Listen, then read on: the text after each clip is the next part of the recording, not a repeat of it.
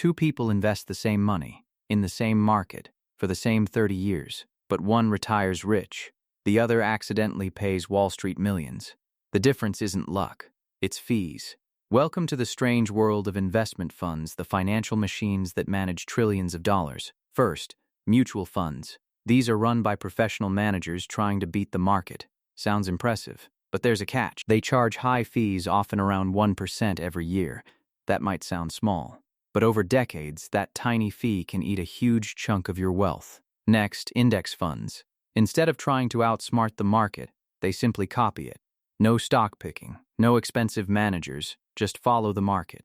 And because they're simple, their fees are incredibly low, sometimes 50 times cheaper than mutual funds. Then there are ETFs. Think of them as index funds that trade like stocks. Same diversification, same low fees, but you can buy and sell them instantly during the day. And finally, hedge funds. These are Wall Street's high-stakes playground. Complex strategies, huge risks, and massive fees, the famous 2 and 20. 2% just to manage your money, and 20% of the profits. Which means something surprising. In investing, the biggest danger isn't always the market. Sometimes, it's the fees quietly taking your money.